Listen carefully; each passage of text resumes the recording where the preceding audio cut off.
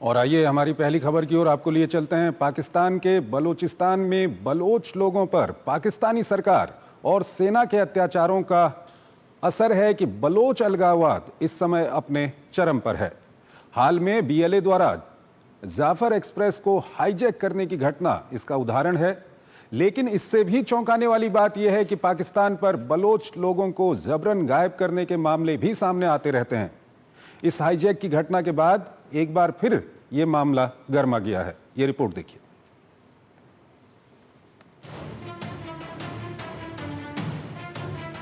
प्राकृतिक संपदा से भरपूर बलूचिस्तान में पाकिस्तानी दमन के खिलाफ आक्रोश की लपटें तेज होती जा रही हैं।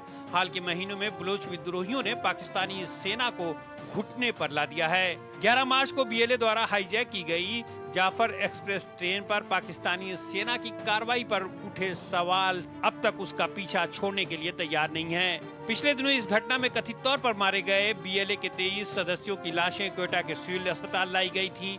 बलूचिस्तान में लापता लोगों की लड़ाई लड़ने वाले संगठनों ने इन शवों की पहचान के लिए लोगों से सिविल अस्पताल पहुंचने की अपील की। इसके बाद भीड़ शव की पहचान के साथ इन्हें अपने हवाले करने की मांग करने लगी। पुलिस लाठियां भांजती रह गई। लोग जबरन मुर्दा घर में घुस गए और कम से कम 5 शव अपने साथ ले गए। इन 23 अज्ञात शवों का मामला लगातार गर्माता जा रहा है। कोयटा के काशी कब्रिस्तान में पिछले दिनों रात के अंधेरे में दफनाए गए 13 शवों के बाद से मामले ने और तूल पकड़ लिया है। बलूच संगठनों का कहना है कि ये लापता लोगों के शव थे जिन्हें कथित तौर पर फर्जी मुठभेड़ में मारा गया है। बलूच नागरिकों के कथित तौर पर गायब होने का सिलसिला भी काफी पुराना है। एक रिपोर्ट के मुताबिक 1976 में पूर्व मुख्यमंत्री सरदार अताउल्ला मेंगल के बेटे को जबरन गायब करने का पहला मामला माना जाता है। हालांकि सरकार जबरन गायब किए जाने के आरोपों से इनकार करती रही है। सुरक्षा एजेंसियां दावा करती हैं कि लापता लोगों में से कई सशस्त्र अलगाववादी समूहों में शामिल हो गए हैं या देश छोड़कर चले गए हैं। लापता लोगों की जांच के लिए एक आयोग का गठन भी किया जा चुका है, फिर भी मामले पर अंकुश नहीं लगाया जा सका है। गैर सरकारी संगठन voice for Baloch missing person के अनुसार उन्होंने 2000 के दशक की शुरुआत से जबरन गायब होने के लगभग 7000 मामले दर्ज किए हैं, जबकि जांच कमीशन का कहना है कि 2011 से अब तक 2800 से अधिक गुमशुदगी के मामले उनके सामने आए हैं, जिनमें से अधिकांश को सुलझा लिया गया है और सिर्फ 420 मामले ही ऐसे हैं जिसे हल किया जाना बाकी है। दशकों से चल रहे जबरन गायब करने के इस मुद्दे का बलूच लोगों और समाज पर गहरा प्रभाव पड़ा है। हाल के सालों में डॉक्टर महरंग बलोच इन लापता लोगों के परिवारों की बड़ी आवाज बनकर उभरी हैं। उनके पिता एक मानवाधिकार कार्यकर्ता थे जिनका 2009 में अपहरण कर लिया गया था। 2 साल बाद खराब हालत में उनका शव मिला।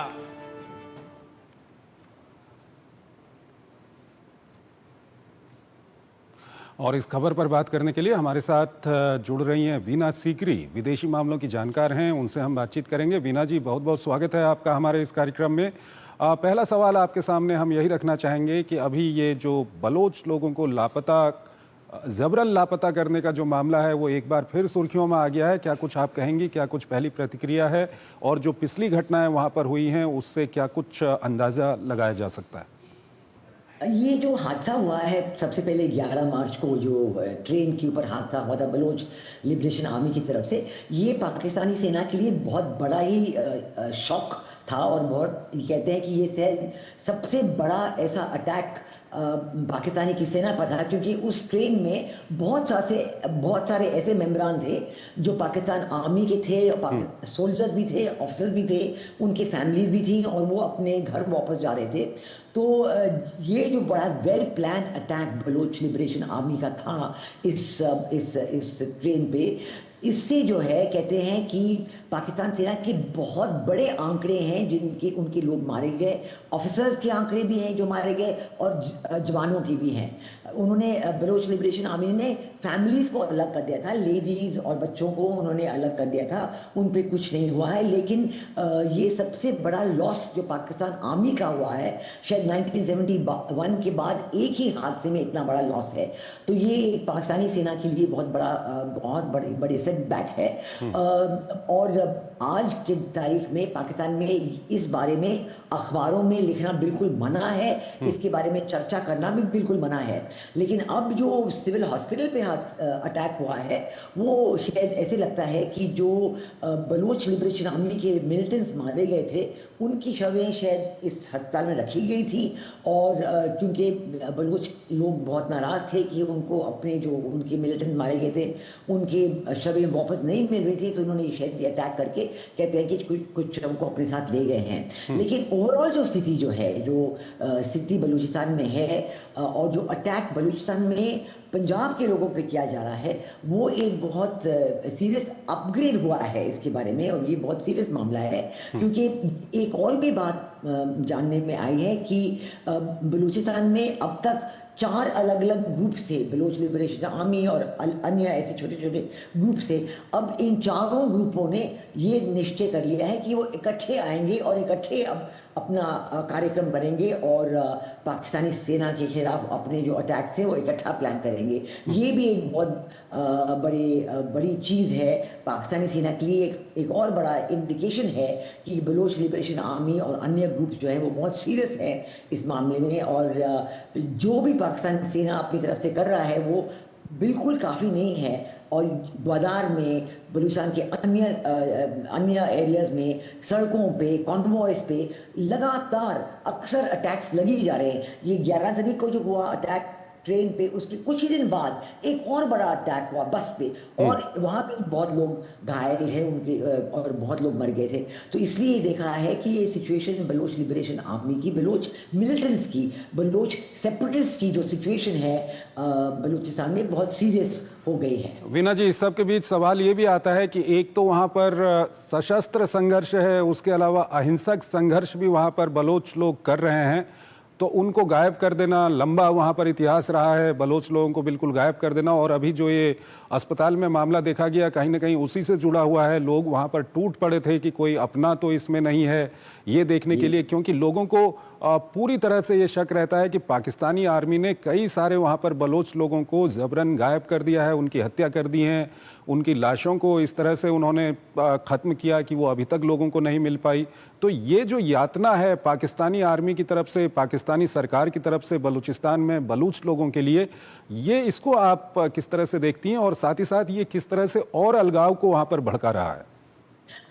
ये जो पाकिस्तान सेना का तरीका है, उनका जो रवाज है वही है, इनफोर्स डिसअपीयरेंसेस, अटैक करना, लोगों को मारना, वो बिल्कुल डायलॉग के फेवर में है ही नहीं।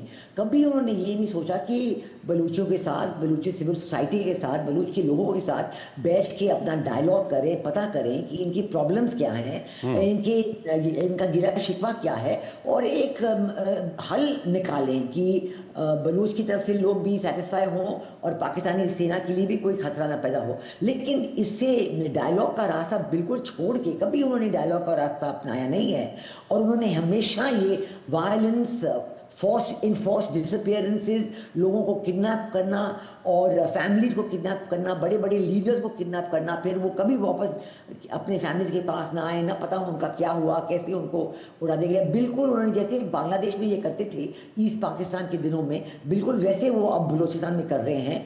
और ये लोगों के लिए, बलूचिस्तान के लोगों के लिए बहुत ही नेगेटिव चीज़ है। और बिल्कुल जो पाकिस्तान की सरकार है, सेंट्रल गवर्नमेंट है, जो बलूचिस्तान की सरकार है और जो आर्मी है, उनको बलूच के लोगों के साथ बैठ के ये बातचीत, डायलॉग शुरू करना चाहिए कि आगे चीज़ें कैसे बढ़े। इसके अलावा वीना जी ये भी जानना चाहेंगे कि चीन का जो फैक्टर आ रहा है हाल के दिनों में, जिस तरह से चीन सक्रिय है इस इलाके में, अपने चीन के कई सारे प्रोजेक्ट वहाँ पर चल रहे हैं, इसको देखकर भी बलूचों में काफ़ी गुस्सा है। हाल में हमने देखा कि जब जाफर एक्सप्रेस का मामला हुआ था तो वहाँ पर भी चीन का मामला काफ़ी उनके लिए एक गुस्से का विषय था। इसको आप किस तरह से एक्सप्लेन करना चाहेंगे हमारे दर्शकों के लिए?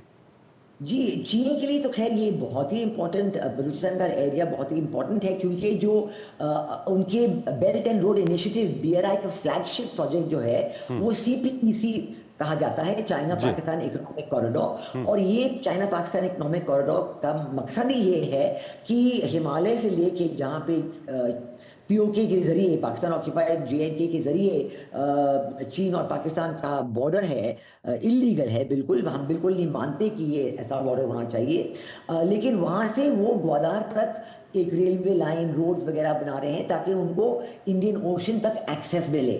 लेकिन बलूच के लोगों को बिल्कुल राजी नहीं है कि चीन की ये प्रोजेक्ट में किसी तरह की सफलता आए और ये प्रोजेक्ट किसी तरह से कंप्लीट हो, ये बलूच के लोग बिल्कुल नहीं चाहते। तो इसलिए अक्सर उन्होंने चीन पे ही अपना हमला फोकस किया है। जो वहाँ पे एक बड़ा इंटरकॉन्टिनेंटल होटल है ग्वादार में, जहाँ पे वो पोर्ट बना रहे हैं, वहाँ पे बड़ा हादसा हुआ था। वो चीन का जो एम्बेसडर पाकिस्तान में है, वो बाल बचे थे वहाँ पे, जो बड़ा अटैक हुआ था। और अक्सर ये जो प्रोजेक्ट पे जो लोग काम कर रहे हैं, सेना के लोग हों या दूसरे सिविलियन ग्रुप्स हों, चाइनीज लेबर हो, उन पे भी अटैक किया जाता है। बल्कि चीन इस बारे में बहुत नाराज है कि पाकिस्तान बिल्कुल अपनी तरफ से, पाकिस्तान की सरकार चीन के लोगों को प्रोटेक्शन नहीं दे पा रही है। उनको ये मतलब उनको सेफ नहीं रख पा रही है, उनको सुरक्षित नहीं रख पा रही है। और ये जो प्रोजेक्ट्स पे वो काम कर रहे हैं, उस पर बिल्कुल लगातार अटैक्स हुए जा रहे हैं। तो ये भी एक बात है कि चीन नाराज है, लेकिन ये साबित करता है कि पाकिस्तान की सेना और पाकिस्तान की सरकार बिल्कुल हेल्पलेस है, कुछ भी नहीं कर पा रहे वो। ठीक है वीना जी हमारे साथ बने रहिए आप। एक और खबर है, उस पर अभी हम आपसे बातचीत करेंगे, लेकिन पहले हमको यहाँ पर एक छोटा सा ब्रेक लेना है।